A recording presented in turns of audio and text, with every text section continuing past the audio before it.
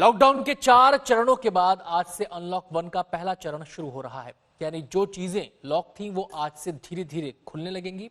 आज से क्या क्या खुलने वाला है इस रिपोर्ट में देखिए।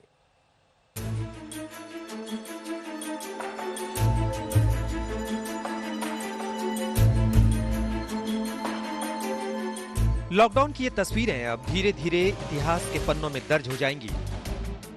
ज्यादातर पाबंदियों में राहत मिलेगी, ज्यादातर ढील हटा ली जाएंगी और आपको जिंदगी फिर से उसी तरह नजर आएगी जैसी 24 मार्च से पहले हुआ करती थी। लेकिन ये ध्यान रखना होगा कि कोरोना का खतरा अभी टला नहीं है।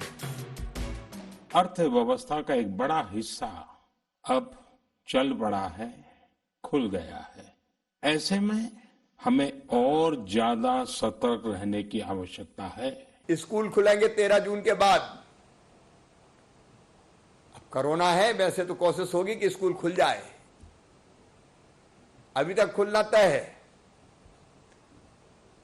लेकिन अंतिम फैसला तो थोड़े दिनों के बाद लेंगे, क्योंकि लॉकडाउन की तारीख अभी 15 जून तक हम बढ़ाने वाले हैं। पूरी तरह से सब चीज ओपन नहीं कर सकते हम। एहतियात बहुत ज़रूरी है, लेकिन एहतियात सिर्फ प्रिवेंशन से ये इस तरह के एहतियात से प्रिवेंट नहीं किया जा सकता।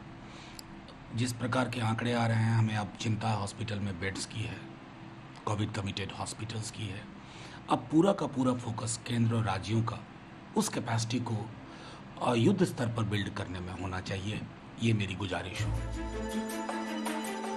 चलिए अब इन आंकड़ों को देखिए, तब शायद आपको पता चलेगा कि कोरोना का खतरा किस कदर बढ़ रहा है।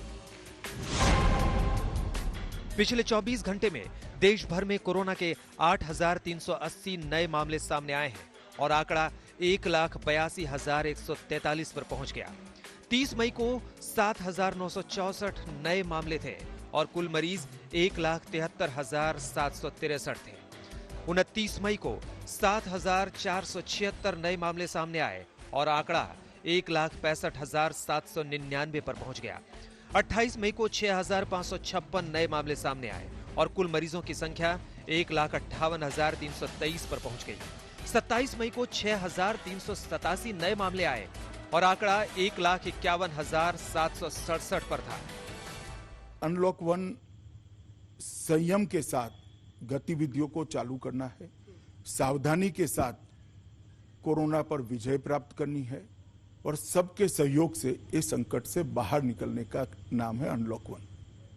अब देश के जिस हिस्से के अंदर ज्यादा कोरोना की बीमारी हो, कंटेनमेंट जोन राज्य बनाएंगे, वहां पर सारी जो प्रतिबंध है वो लागू रहेंगे और जहां पर समस्या थोड़ी सरल हुई है वहां पर गतिविधियां भी चढ़ेगी, जीवन भी फिर से पुनः दौड़ता होगा और हम आगे बढ़ेंगे।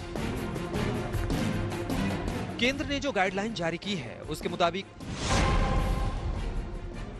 कल से कर्फ्यू में मिलेगी राहत, यानी सुबह 7 से शाम 7 बजे की बजाय अब सुबह 5 बजे से रात 9 बजे तक आवाजाही हो सकेगी। एक राज्य में एक से दूसरे जगह जाने की इजाजत होगी। एक से दूसरे राज्यों में जाने के लिए यात्रा पाबंदियां हटा ली जाएंगी। सरकारी और प्राइवेट दफ्तरों और कामकाज शुरू हो जाएगा। कंटेनमेंट जोन के बाहर की दुकानें खुल जाएंगी। अभी बड़े बड़े प्रोजेक्ट हमारे लगभग सभी प्रारंभ हो चुके हैं, तो आर्थिक गतिविधियों को भी हम लोगों ने तेजी के साथ आगे बढ़ाने का कार्य किया है और हमारा प्रयास है कि जान भी और जहान भी दोनों को साथ लेकर के चलेंगे और इसी बात को लेकर के कंटेनमेंट जोन में ही जो सख्ती होगी उसी को लेकर के हम लोग कार्रवाई करेंगे। गृह मंत्रालय के दिशा निर्देश के बाद सभी राज्यों ने अपने यहाँ कोरोना के आंकड़ों और कोरोना की रफ्तार को देखते हुए छूट और रियायतों की फहरिस्त तय कर ली है। क्योंकि कुछ सीमित को छोड़ के बाकी सारी गतिविधियां खोली जा रही हैं। एम्फेसिस जो है इन सारी गाइडलाइंस पे ये है कि क्या सुरक्षात्मक कदम अपने को उठाने हैं और क्या गतिविधियों, किन गतिविधियों के साथ क्या क्या सुरक्षात्मक कदम उठाए जाएं। 2 महीने से ज्यादा बीत गए, मॉल बंद हैं, होटल और रेस्टोरेंट बंद हैं, मंदिरों और दूसरे धर्म स्थलों में सन्नाटा पसरा है। 8 जून से होटल, रेस्टोरेंट खुल जाएंगे, मॉल्स को भी इजाजत मिल जाएगी, धार्मिक स्थल भी खोल दिए जाएंगे। हालांकि अब कांग्रेस मांग कर रही है कि मंदिरों और दूसरे धार्मिक स्थलों को 1 जून से ही खोलने की इजाजत क्यों नहीं दी जा रही है।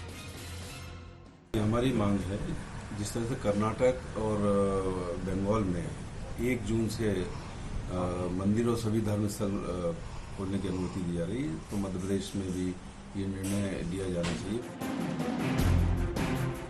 वैसे ममता बनर्जी ने केंद्र के गाइडलाइंस से पहले ही धार्मिक स्थलों को 1 जून से खोलने की इजाजत दे रखी है। बहरहाल भले ही अब जिंदगी फिर से पटरी पर लौटने की कवायद शुरू हो गई है, लेकिन हर किसी को याद रखना होगा कि सावधानी हटेगी तो कोरोना की स्पीड भी बढ़ेगी।